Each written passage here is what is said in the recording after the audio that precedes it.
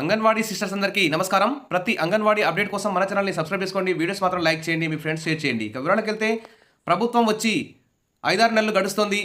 పేద పిల్లలకి చదువు చెప్పే అంగన్వాడీలకి ఇప్పటికీ పుస్తకాలైతే పంపలేదు, మందులు ఇవ్వలేదు. ఎందుకంటే అక్కడ చదువుకునే పిల్లలు అణగారిన వర్గాల పిల్లలు కాబట్టి వాళ్ళకి పుస్తకాలు ఇవ్వకపోతే అడిగే ధైర్యం కూడా చెయ్యరు కాబట్టి అని అనిపిస్తుంది. ఇక్కడ చూస్తే పుస్తకాలు లేవు, మందులు ఉండవంటూ మరి ఇది అంగన్వాడీ కేంద్రాల్లో పరిస్థితి అంటూ న్యూస్ పేపర్లో న్యూస్ అయితే హైలైట్ అవుతుంది. ఆటపాటలతో విద్యాబోధన అందించాల్సిన అంగన్వాడీ కేంద్రాల్లో పుస్తకాలు కరువయ్యాయి.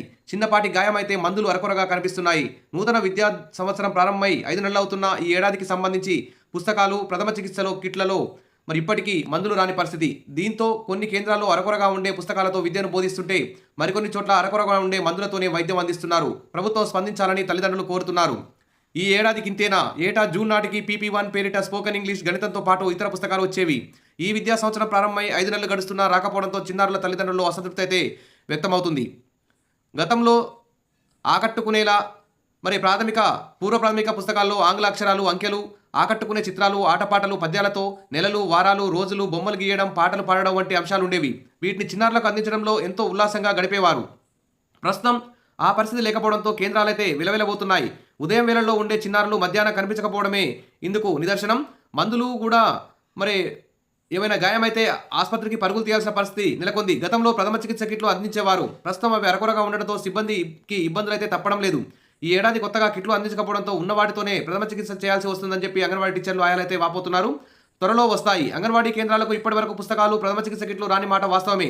ఈ విషయాన్ని ఉన్నతాధికారులకు తెలియజేశాం, త్వరలోనే వస్తాయంటూ CDPO గారు అమలాపురం నుంచి తెలియజేస్తున్నారు. సరే, ఏది ఏమైనా ఆంధ్రప్రదేశ్ రాష్ట్ర వ్యాప్తంగా మరి పుస్తకాలు కానీ, మందుల కొరత కానీ, ఇతర మరి బరువు తూచే మిషన్లు కానీ, తర్వాత ఫోన్లు కానీ ఇవన్నీ కూడా అందించాల్సిన అవసరం ఉంది.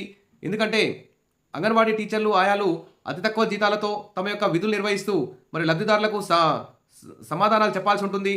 ఎందుకంటే చిన్నారులకు ఏమైనా ఇబ్బంది కలిగితే, చదువు రాకపోయినా, తర్వాత ఏమైనా గాయాలైనా కానీ, ఏమైనా సరైన చికిత్స చేయకపోయినా కానీ తల్లిదండ్రుల నుంచి వ్యతిరేకత ఎదుర్కోవాల్సి వస్తుంది. కాబట్టి ప్రభుత్వం వెంటనే పుస్తకాలు, మందులు, అదేవిధంగా అంగన్వాడీ టీచర్ల, ఆయాల జీతాలు, మెను బిల్లులు, పెండింగ్ బిల్స్, తర్వాత గ్రాట్యుటీ, పెన్షన్, రిటైర్మెంట్ బెనిఫిట్స్, ఈ విధంగా అన్ని సౌకర్యాలు కల్పించాలని అంగన్వాడీ యూనియన్లు, అంగన్వాడీ టీచర్లు, ఆయాలు మరి లబ్ధిదారులందరూ కూడా ప్రభుత్వాన్ని డిమాండ్ చేస్తున్నారు.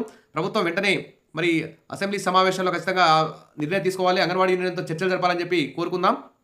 Wish all the best. మరిన్ని అప్డేట్స్ కోసం మన ఛానల్ని ఫాలో అవుతుండండి. వీడియోస్ మాత్రం లైక్ చేసి ఉండండి. Thank you.